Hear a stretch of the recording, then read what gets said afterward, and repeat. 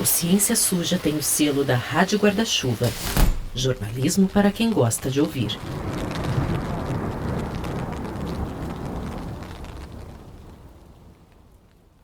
A bióloga ítalo-brasileira Marta Vanucci foi uma das maiores especialistas do mundo em manguezais. Ela tem mais de 100 artigos publicados, é uma sumidade mesmo. E ela sempre destacava o silêncio como característica marcante desse ecossistema.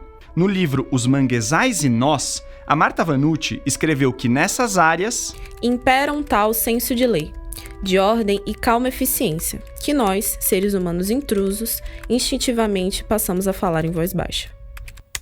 A Marta Vanucci morreu com quase 100 anos, em 2021. E eu não sei se ela estaria muito feliz com como a gente está tratando esse ecossistema. Até porque certamente não foi uma calma eficiência que a repórter Ana Paula Rocha encontrou nos poucos manguezais que sobraram em Aracaju, capital de Sergipe.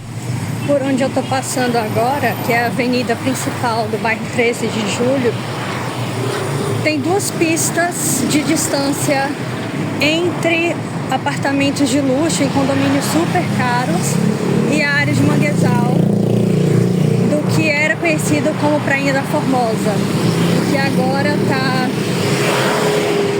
parcialmente destruído, está tendo até uma reforma aqui ao longo da área onde a galera corre e pratica Cooper. E é isso, daqui da calçada oposta, em frente aos prédios super caros, eu vejo o que sobrou de manguezal.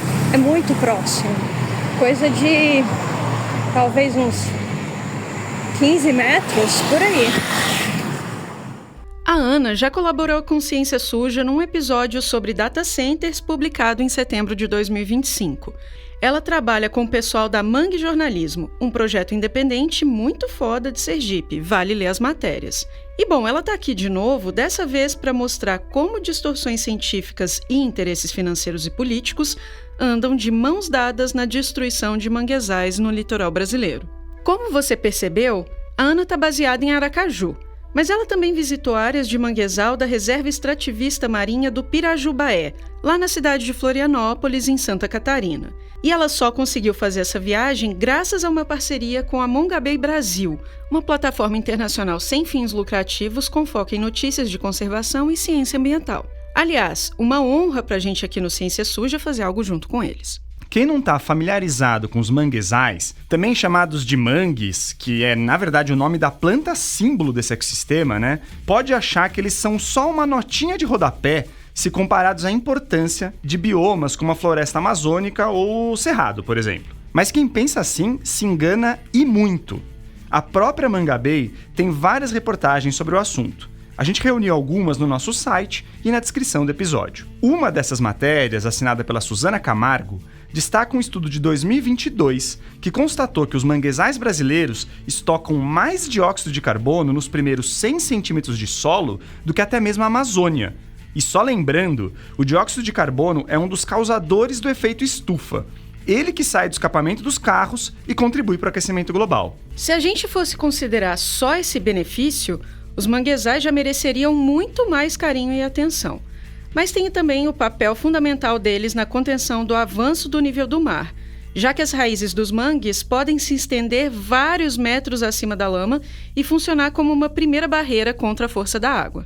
Para você ter uma ideia, as áreas cercadas por manguezais conservados sofreram menos danos durante a passagem do tsunami devastador de dezembro de 2004 no Sudeste Asiático. Ele atingiu países como Sri Lanka, Indonésia, Malásia e Mianmar. E olha que esse tsunami chegou a afetar a Somália, já no continente africano. Esse paredão natural tem um peso enorme aqui no Brasil. Nós somos donos da segunda maior área de manguezal do mundo, atrás só da Indonésia, e da mais extensa faixa contínua de manguezal do planeta, lá na Amazônia.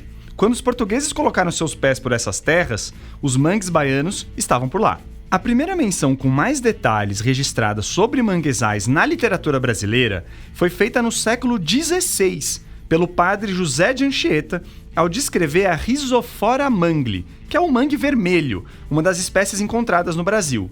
E olha só, os manguezais foram o primeiro ecossistema legalmente protegido no país, ainda no período colonial.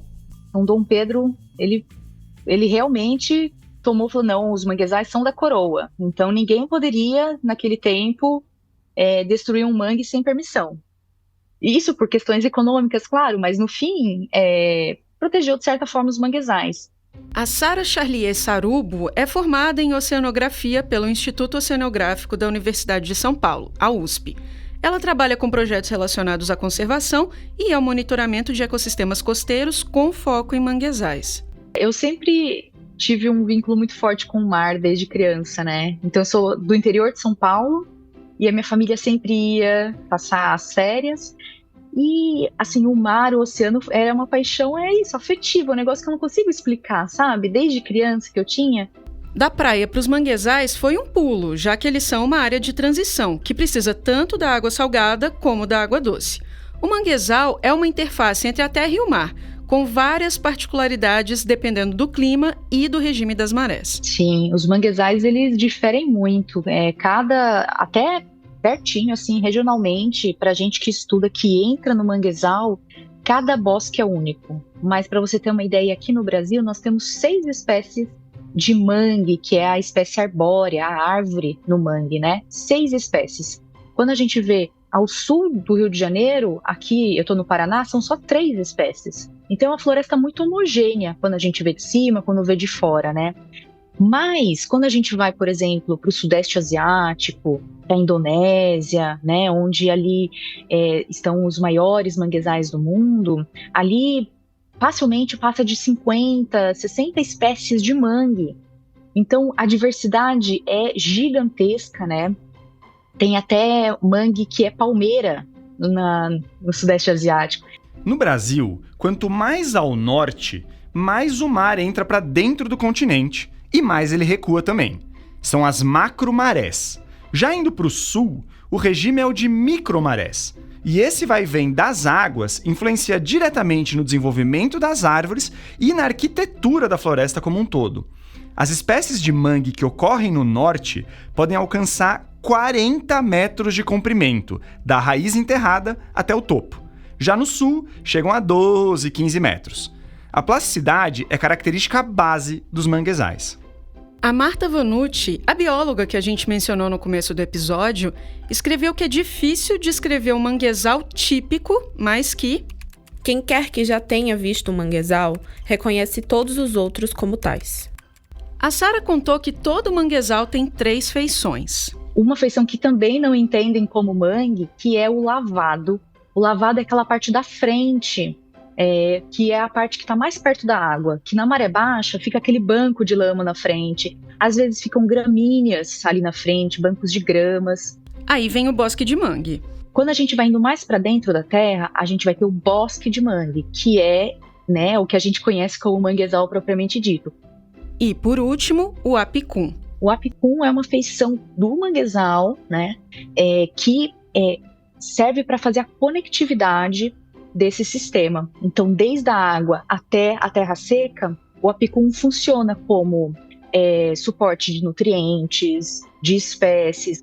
Essa terceira feição é inundada só pela maré cheia, e por isso tem um solo arenoso e bem salgado, no qual não nascem muitas plantas. O apicum é bastante visado por setores como a carcinicultura, que usa essas áreas para instalar tanques enormes, alguns do tamanho de campos de futebol, e esses tanques são escavados no chão para a criação de camarões.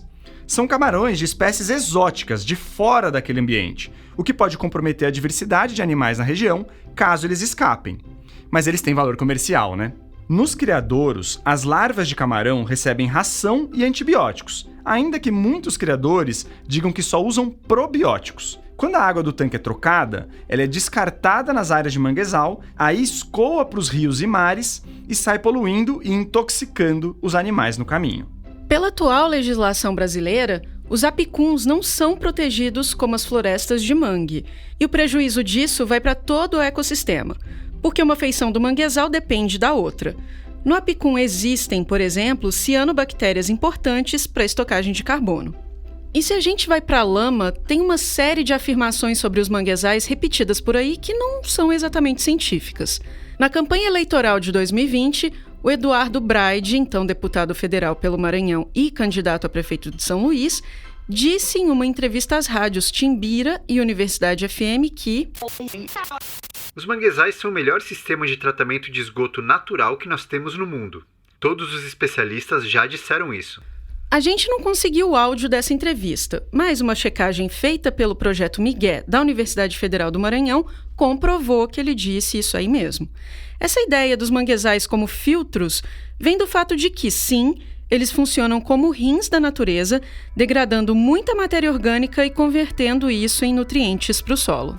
Mas de forma alguma, isso significa que dá para despejar qualquer coisa, que essas áreas vão limpar tudinho, sem prejuízos, como se fosse mágica. Vários cientistas destacam que o lançamento de esgoto sem tratamento degrada os manguezais e afeta a qualidade da água. Mesmo com essas ideias tortas, o Eduardo Braide foi eleito para prefeito da capital maranhense em 2020, se reelegeu em 2024 e deixou o cargo para concorrer ao governo do estado nas eleições de 2026 agora. E o Maranhão tem a maior área de manguezal do Brasil. Ele concentra de 42% a 46% dos manguezais do país, segundo diferentes estimativas. Eu entendo muito que esse olhar da lama, do sujo, sabe? Como esse olhar como se fosse algo ruim, né? Da lama como algo ruim. Só que pra gente, se for observar na perspectiva dos povos comunais tradicionais, né, a lama ela nutre, né, inclusive ela é medicina pra gente, né. O líder comunitário e cientista cidadão Alexandre Marques, do Quilombo Sergipano da Muçuca,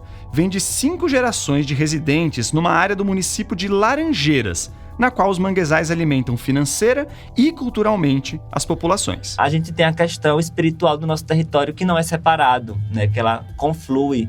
Então a gente tem a Festa das Águas, que é uma festa dedicada a Oxum, Iemanjá, Nanã, e também aos encantados, né, que são os encantos de herança dos povos indígenas que também moram naquelas águas, né. Por que essa perspectiva de um manguezal importante, de ser preservado, quase encantado mesmo, perde espaço para uma visão tosca de que mangue é sujeira e o melhor mesmo é acabar com ele para construir prédio, estrada ou tanque cheio de camarão? Por que estão vendo o manguezal menos como berçário para animais e como aliado contra a emergência climática e mais como depósito de esgoto? Eu sou a Meg Rodrigues. Eu sou o Telro Preste. E esse é o Ciência Suja, o podcast que mostra que em crimes contra a ciência, as vítimas somos todos nós.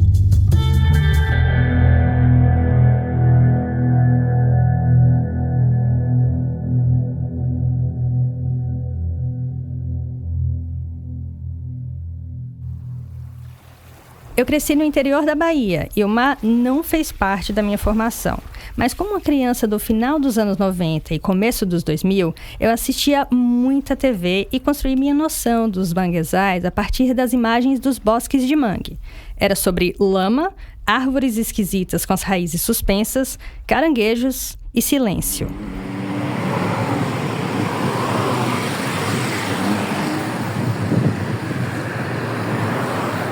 Só que em Aracaju, uma cidade nascida do aterramento de manguezais, a imagem que se tem deles é diferente. A divisão entre a vegetação e o asfalto é abrupta. No bairro 13 de Julho, um dos metros quadrados mais caros da capital, o limite com o rio Sergipe é margeado por um manguezal sufocado. E é muito barulho numa área que é rodeada por manguezais, do que sobrou, né? Rodeada pelo que sobrou de manguezais aqui em Aracaju. Eu já escutei várias vezes que ali naquela área é fedido. O manguezal, ele tem uma característica de que o solo, ele tem pouco oxigênio. Então, as decomposições que acontecem ali, as transformações da matéria orgânica, acontecem pela via anaeróbica, então sem oxigênio. Essa é a oceanógrafa Sara Sarubo, de novo. E o produto dessa decomposição, ela tem os gases com o enxofre, como o gás do cheiro do ovo podre, o mesmo gás. Só que em quantidades muito pequenas, né? E em determinados períodos do dia também. Isso no manguezal conservado. As pessoas elas não conhecem mais, elas não sabem mais o que é um manguezal conservado para conseguir avaliar, né? Ponderar é fedido, não é fedido. Essa observação da Sara conversa perfeitamente com a formação de Aracaju, cidade supostamente planejada que sucedeu São Cristóvão como capital de Sergipe em 1855. Então vamos ouvir agora um pouco da história de Aracaju com o Ricardo Mascarello, conselheiro federal por Sergipe do Conselho de Arquitetura e Urbanismo do Brasil, órgão que fiscaliza o exercício dessas profissões. Houve um plano do engenheiro, o Sebastião Pirro, que ele desenhou, enfim, o que é o quadrilátero do centro, que eles chamam de quadrilátero de Pirro. Então é a origem da cidade. Há anos, o Ricardo Mascarello estuda a formação de Aracaju, a expansão urbana no Brasil e seus efeitos para o meio ambiente e clima. Eu sou graduado em arquitetura e urbanismo, depois desenvolvi também pós em projeto de arquitetura e o meu mestrado que eu fiz na área de sustentabilidade, lá na Federal do Rio Grande do Sul. O Rio Grande do Sul é, por sinal, o único estado costeiro brasileiro que historicamente não possui manguezais. É que essa é uma vegetação de zonas tropicais, então o clima gaúcho não é lá muito propício para ela. E eu disse historicamente porque existem mudanças climáticas em curso que parecem estar alterando esse cenário. Mas calma que eu vou falar disso mais pra frente. Enfim, fato é que o clima no extremo sul do Brasil é bem diferente do calor e da umidade da costa sergipana. Aracaju já é muito claro, assim, que a cidade é basicamente construída muito em cima desse ecossistema de manguezal. A gente tem 23 quilômetros de orla marítima, ao norte dividido a divisa é o Rio Sergipe e ao sul o Rio Vaza-Barris. Então a gente é naturalmente cercado por manguezal. Esse avanço para cima dos manguezais, portanto, não tem nada de novo. O Atlas dos Manguezais do Brasil, publicado pelo Instituto Chico Mendes em 2018, afirma que a exploração desse ecossistema pelos portugueses começou por 3 motivos, pelo menos. Número 1, a madeira de mangue, boa para uso como lenha e produção de carvão. Número 2, a extração de tanino, um composto encontrado nas cascas dos mangues e usado na época para curtir o couro. Número 3, a pesca e a produção de sal. Nesse início da exploração dos manguezais que a Ana mencionou, ali no começo da colonização europeia nas Américas, outra coisa ajudou a criar uma aura de que os manguezais são dispensáveis e até perigosos: a malária. A malária é uma doença causada por um parasita do gênero Plasmodium, que é transmitido por um mosquito que gosta de água parada. Então, ela já era muito associada a áreas alagadas, como os pântanos. Daí, aliás, a origem italiana do nome, Malzares, malária, da época do Império Romano. Com a escravização, a malária chegou ao Brasil colonial e se espalhou. Mas adivinha quem os portugueses culparam pelos vários casos e mortes por malária naquela época? O manguezal. Os maus ares que os europeus acreditavam vir de regiões alagadas impulsionaram um aterramento de manguezais. Se você aterra, não tem mais a lama e a água supostamente parada. E você ainda ganha área que pode ser usada para construção. Essa lógica urbanística que fica clara em Aracaju não respeita os ciclos das águas, tanto a dos rios como a dos mares. E isso tem um custo, como reforçou pra gente o Alexandre Marques, do Quilombo Sergipano da Mussuca, que você ouviu antes. Porque quando chove, o que a gente observa na capital, em Aracaju, é que alaga, justamente porque esses canais de manguezais foram aterrados, bairros inteiros foram colocados em cima de manguezais. E isso não se reproduz só aqui, se reproduz na costa do Brasil como um todo. Realmente, Aracaju não é um exemplo isolado. Seguindo para o final da linha de manguezais do litoral brasileiro, Florianópolis é mais uma capital que vive na corda bamba entre a expansão urbana e a conservação dos manguezais. A cidade tem um agravante de ser formada por ilhas, a maior delas a Ilha de Santa Catarina. Então, o espaço disponível para novas construções e obras é limitado e, como consequência, valioso economicamente. Então, assim, nós temos muitos problemas em Florianópolis com relação à pressão da expansão urbana sobre áreas vizinhas a manguezais. Esse é o Tadeu Maia, um biólogo com doutorado em engenharia ambiental que estudou as lacunas técnicas e normativas na proteção dos manguezais na ilha de Santa Catarina. Segundo ele, existe um desconhecimento considerável, mesmo entre os profissionais da área ambiental, sobre o que poderia ou não ser suprimido ou desmatado para usos classificados como legítimos. O Tadeu focou suas pesquisas no caso dos chamados ecótonos manguezal-restinga, que são áreas de transição entre o ecossistema de manguezal e a restinga de Mata Atlântica. Como elas são um meio de campo entre as duas vegetações, acontece de a área não ser entendida como parte do manguezal, o que facilita que a supressão seja autorizada, coisa que, via de regra, não pode ocorrer com manguezais, porque eles são definidos como áreas de preservação permanente, as APPs. E piora, segundo a lei de 2012, que criou o Código Florestal atualmente em vigor no Brasil, vegetações de APPs podem ser retiradas em caso de utilidade pública, de interesse social ou para realização de atividades de baixo impacto ambiental. Só que o crescimento urbano e a especulação imobiliária em Florianópolis, assim como em Recife e em Salvador, para ficar só em 2 exemplos, pressionam as áreas de vegetação nativa. E os ecótonos Manguezal Restinga acabam sofrendo com isso. São grandes espaços, grandes áreas de banhados, com vegetação tipicamente herbácea ou arbustiva, e que tem um grande potencial de abrigar os manguezais que estão caminhando rumo ao continente, porque eles estão fugindo do avanço do nível do mar. E uma pausa aqui, porque esse papel das áreas de transição de manguezal é muito importante e interessante mesmo. Se liga só, os manguezais são inundados a cada 12 horas, com as subidas e descidas das marés, mas as florestas de mangue têm um limite de tolerância à inundação. Ou seja, quando o nível do mar sobe muito, as espécies da franja dos manguezais, aquelas que tocam a beira do mar, passam a ser inundadas com maior frequência e acabam, veja só, morrendo afogadas. Aí, quando o nível do mar sobe mais que o esperado e com mais frequência, vai acontecer um fenômeno de sobrevivência curioso. O ecossistema manguezal, ele vai tender a se salvar, a se manter vivo, migrando continente adentro.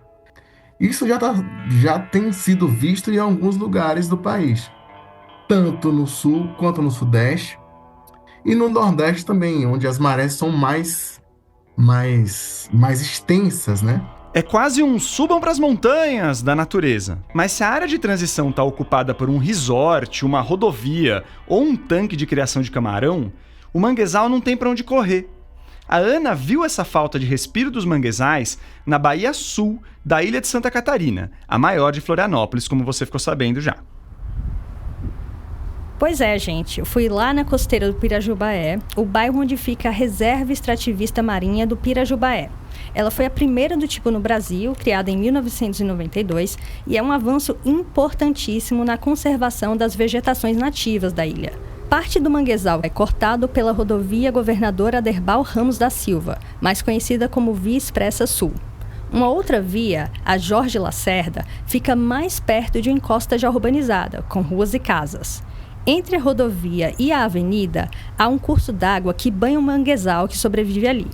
Tudo é tão próximo que o muro do fundo de uma escola às margens da avenida foi alcançado pela água. Eu também vi água de encanamentos domésticos sendo despejada diretamente nos canais que desembocam no manguezal. No site do Ciência Suja tem algumas fotos que eu tirei dessa região. Em resumo, os manguezais estão sendo pressionados por uma urbanização e o pano de fundo disso também tem a ver com a desvalorização desse ecossistema. Uma outra área que vale mencionar em Florianópolis é a do Parque Natural Municipal do Manguezal de Itacorubi. Em 2024, o plano de manejo do parque virou alvo de disputas envolvendo imóveis ao redor do manguezal, mas ele foi finalmente lançado este ano, 2026. E por lá foi registrada uma alta mortandade de peixes e camarões em abril agora. Inclusive é uma cena que a gente, eu e o cinegrafista Nicolas, ficamos muito impressionados quando a gente chegou e viu a quantidade de peixes que ainda estão aqui nesse córrego. Como aqui é uma região de mangue, muitos peixes acabaram se acumulando ali onde a gente vê essas árvores.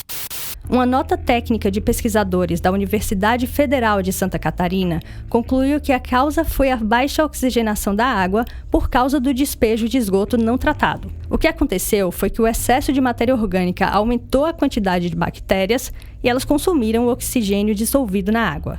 Toda essa situação poderia ter sido evitada se não existisse essa comunicação do tipo telefone sem fio sobre a capacidade de limpeza dos manguezais. E se, claro, a fiscalização das leis que protegem esse ecossistema fosse mais eficiente. É importante ressaltar que tem muita gente trabalhando para manter os manguezais de Florianópolis saudáveis. inclusive com algumas ações bem-sucedidas do poder público. Atrás de Vitória, no Espírito Santo, Florianópolis é a cidade com o segundo maior manguezal urbano do país e tem uma iniciativa bacana de turismo comunitário na reserva do Pirajubaé, gerida pelos próprios trabalhadores dali da região que dependem do mangue para pescar e mariscar. Quem faz o passeio é apresentado ao berbigão, um molusco que faz parte da culinária tradicional da capital catarinense e deu origem à reserva. É uma forma de, pelo turismo, gerar uma conexão com os manguezais. Fica aí a dica para você planejar sua próxima viagem enquanto a gente vai para o intervalo.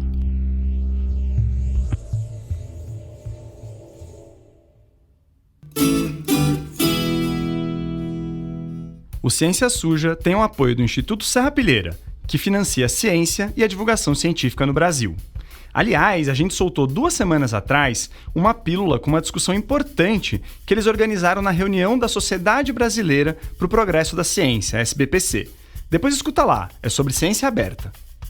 A gente também tem um programa de financiamento coletivo que ajuda a manter o podcast no ar de forma recorrente. Procure pelo Ciência Suja na Apoia-se, no Patreon ou Orelo e assine o plano que mais fizer sentido para você. A gente garante newsletter, episódio antecipado e, dependendo da categoria, brindes e sorteio de livros. Eu queria aproveitar e agradecer especialmente aos apoiadores da categoria Paladinos da Ciência, como o Diolindo Crivellaro, o Paulo Barbosa, o Maurício Terra e a Patrícia Bartolozzi. E como você sabe, o Ciência Suja faz parte da Rádio Guarda-Chuva, um coletivo de podcasts de jornalismo independente. E tem programa novo na casa. É o Piranhão, que tem um dos melhores nomes da podosfera, tá?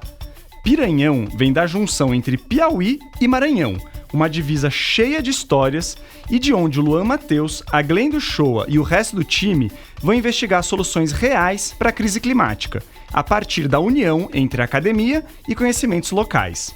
Eu tive a alegria de ser um dos mentores do projeto deles, que já nasceu estourado, gente. Então depois vai lá escutar, porque tá muito bom. Nem só de esgoto, carcinicultura e interesses imobiliários são feitas as ameaças aos manguezais brasileiros. Outro inimigo com potencial destruidor nível Thanos tem a simpatia de muita gente que decide os rumos do país. Se você apostou no petróleo, bingo! Acertou, miserável! Como uma boa bet de fim de mundo, o lobby dos hidrocarbonetos está bem animado com os prognósticos de extração no Brasil.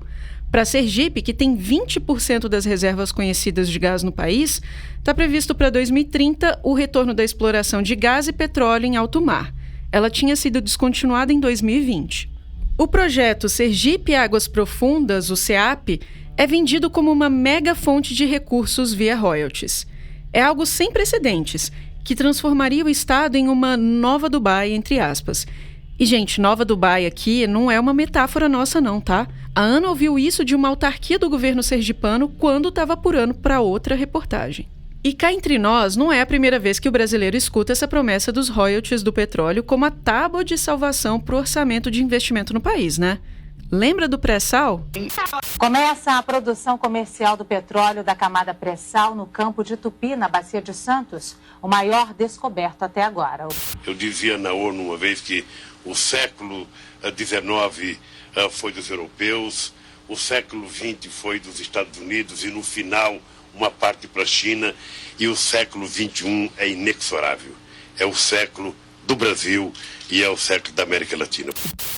Mas inexorável mesmo é o dano que o petróleo pode provocar aos manguezais. Lembra do vazamento de petróleo cru na costa brasileira em 2019? A gente até fez episódio sobre o assunto em julho de 2024. Se chama Manchas no Litoral. Enfim, esse caso, que até hoje não está esclarecido, afetou todos os estados do Nordeste, o Rio de Janeiro e o Espírito Santo. É a pior tragédia ambiental do litoral brasileiro e ainda assim é pouco lembrada, principalmente sob a perspectiva dos manguezais. O contexto político daquele ano tornou tudo ainda mais caótico. O Jair Bolsonaro era presidente e o Brasil vinha de uma série de incêndios florestais iniciados em agosto na Amazônia, como consequência de um episódio que ficou conhecido como Dia do Fogo. O descaso ambiental era enorme. Lembrando ainda, pessoal, o peixe é um bicho inteligente. Quando ele vê uma manta de óleo ali, capitão, ele foge, ele tem medo. Então, obviamente, que você pode consumir o seu peixinho, né, sem problema nenhum, lagosta, camarão, tudo perfeitamente sano, capitão. Obviamente, de vez em quando fica uma tartaruga ali na mancha de óleo, para não falar que ninguém fica, né? Claro. Um peixe, um golfinho pode ficar. Tá aí uma das lives do Bolsonaro pra gente nunca esquecer do sci-fi apocalíptico que a gente viveu por 4 anos e que estamos arriscando voltar a viver nessas eleições, mas sai pra lá. A Sara Sarubo chama um episódio da Mancha de Óleo de amostra grátis do que pode acontecer se o Brasil insistir em extrair petróleo de áreas marinhas tão sensíveis como a foz do Rio Amazonas. Os manguezais estão no nível máximo, é o nível mais crítico de sensibilidade ao óleo. Porque esse óleo, quando entra na lama, nas raízes, não tem como limpar. Não existe hoje tecnologia ou técnica capaz, efetiva, de retirar o mínimo possível. Quando houve o vazamento de 2019, foi drástica a queda no consumo de mariscos e pescados em Sergipe. Na TV, os telejornais dos estados nordestinos avisavam diariamente que era arriscado comer o que vinha das áreas afetadas. E isso impactou profundamente a subsistência de pescadores e marisqueiras que vivem dos manguezais. Escuta só o que disse um pescador baiano no documentário Vida Sob o Óleo, que está disponível no YouTube. E aí, tá poluído? Tá, cara. Se tá, né? Não sei, a galera fala que não tá, que fizeram essa pesquisa. Mas vou ver de quê? Se eu moro aqui, eu vivo do peixe. Eu tenho que comer, meu brother. Eu tenho que comer. Um estudo publicado em 2026 por pesquisadores da Universidade Federal da Bahia e da Universidade Federal do Tocantins analisou 10 entrevistas com mulheres pescadoras artesanais e marisqueiras do município de Conde, na Bahia. O objetivo foi entender os impactos do vazamento do petróleo na vida delas. De repente, sem renda e sem uma de suas principais fontes de alimento, as entrevistadas relataram que elas e suas famílias passaram fome. Agora imagina se um outro vazamento com essa dimensão, ou até maior, avança pela costa brasileira. Então, assim, é praticamente permanente, né? Vira ali uma parte do sedimento, e isso vai afetar todos os processos biológicos que vão acontecer ali. Então, a gente vai ter desde malformação de tecidos, né, em crustáceos, em plantas, até consequências que a gente nem consegue mensurar ainda.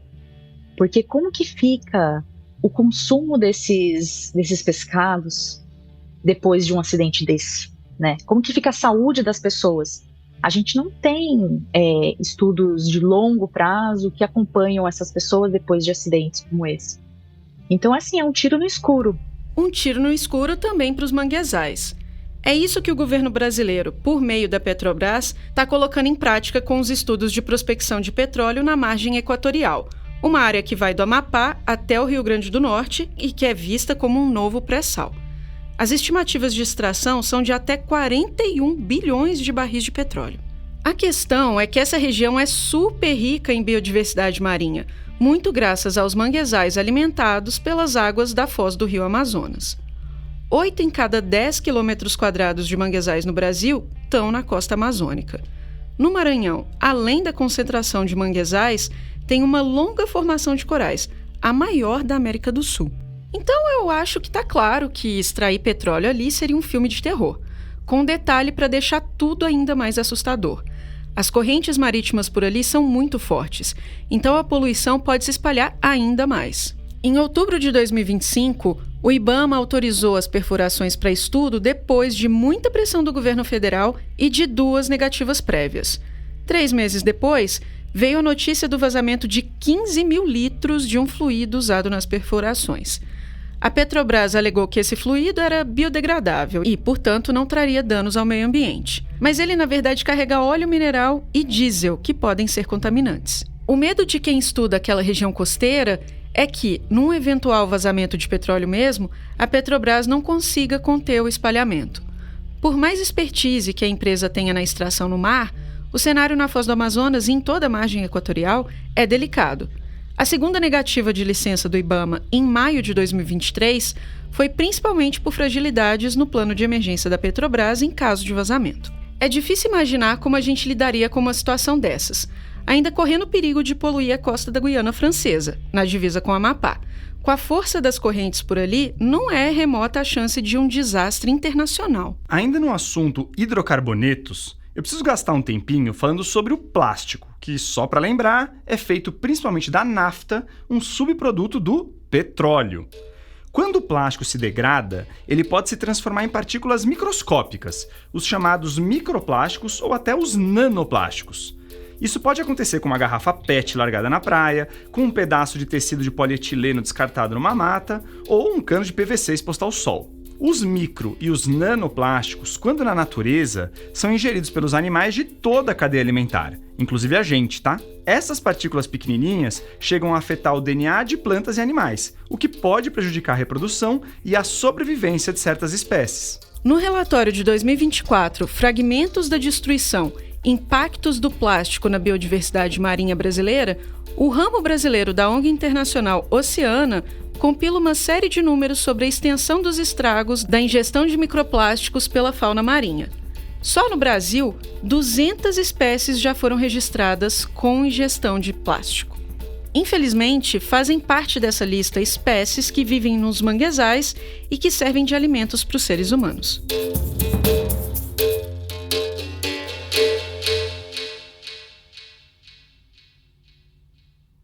Na conversa com o Tadeu Maia, aquele biólogo que estudou as normas de proteção na ilha de Santa Catarina, eu fui lembrada de outra ameaça aos manguezais. E essa está cada vez mais palpável, mesmo para as pessoas mais urbanas. É a emergência climática. O aumento do nível do mar, as tempestades mais fortes e as mudanças na temperatura e na chuva podem desequilibrar esse ecossistema, o que gera perda de área e incapacidade deles funcionarem como berçários da vida marinha. Enquanto eu escrevi o roteiro desse episódio, o Rio Grande do Sul enfrentava os efeitos de um ciclone-bomba. Infelizmente, o histórico recente do estado em questões climáticas é preocupante, com as cheias do primeiro semestre de 2024 como um marco das tragédias climático-ambientais do país. E lembra que eu falei um tempinho atrás que o Rio Grande do Sul historicamente não tinha manguezais? Então, por lá, em vez de manguezal, costuma ter os marismas, que são uma espécie de pântano na costa com gramíneas e arbustos resistentes à água salgada. Mas o aumento do nível do mar e a tropicalização do sul do Brasil, que é o aumento da temperatura média daquela região, estão começando a levar algumas áreas de marismas a serem preenchidas por espécies de mangue. Em Santa Catarina e no Rio Grande do Sul, onde não ocorria manguezais, né, no Rio Grande do Sul, propriamente dito, já há expansão de alguns bosques de mangue. Eu pude presenciar ali na região de Laguna, em Santa Catarina, um pouco mais para baixo de Laguna. Laguna é a última cidade litorânea do sul do Brasil onde ocorrem manguezais nativos. Eles e os marismas dividem a faixa costeira da cidade e dali em diante não há registros históricos de manguezais. Ah, e não vai achando que isso de manguezais começarem a nascer em locais onde nunca existiram antes é coisa boa não, tá? No caso do Rio Grande do Sul, se o litoral do estado um dia for povoado por manguezais, vai ser um sinal claro de que a temperatura do planeta está bem acima do que costumava ser antes do período pré-industrial, quando a humanidade ainda não queimava hidrocarbonetos como petróleo, carvão mineral e gás. Bom, pelo menos por enquanto, falta ciência sobre a real extensão e o impacto disso. Eu procurei por estudos com foco nessas formações para entender o quão incipientes elas são no Rio Grande do Sul, mas não encontrei nada. Quem provavelmente vai perceber e compartilhar informações sobre essas mudanças de cenário vão ser as populações locais, que dependem desses ecossistemas para sua subsistência. Os povos tradicionais, como os quilombolas, pescadores, coletores e os povos indígenas, possuem um jeito próprio de gerar conhecimento, um jeito coletivo, que também envolve muita observação e método. A gente entende as fases e os tempos da lua, das marés, o tempo do crustáceo, né, de cada espécie, como cada espécie se relaciona uma com a outra. A gente não espera essa ciência, né, hegemônica e ocidental, infelizmente ela vem nesse processo de apagar mesmo, de diminuir, de secundarizar, inclusive, os nossos saberes, como etnociências. Tá aí o sergipano Alexandre Marques, do Quilombo Mussuca, de novo. Claro que pesquisadores como a Marta Vanucci e os nossos entrevistados usam a ciência para tentar conter o avanço dos interesses econômicos sobre os manguezais. Mas a crítica do Alexandre vai no sentido de que as populações locais já estão sentindo os efeitos da destruição e da alteração desses ecossistemas faz algum tempo, e elas não são ouvidas. Durante o vazamento de óleo de 2019, foram as populações costeiras tradicionais as primeiras a se mobilizarem para conter e retirar as manchas. Nem mesmo a Marinha estava preparada para lidar com a situação, como relatado no documentário Vida Sob o Óleo, que a gente mencionou faz pouco tempo. A colaboração desses povos foi essencial para que as consequências não fossem ainda piores. Se isso te faz lembrar da própria dinâmica dos manguezais, aquela coisa adaptativa, equilibrada, silenciosa e de troca constante, então a gente está no mesmo barco. A relação entre a ciência produzida na academia e o conhecimento dos povos tradicionais deveria ser complementar sempre, inclusive na definição de agendas públicas. Não dá para passar pano para quem insiste em ampliar a exploração dos combustíveis fósseis e, principalmente, não dá para votar em quem distorce a ciência ou diz que salvaguardas como licenciamentos ambientais mais rígidos vão atrapalhar o desenvolvimento. Desenvolvimento de quem?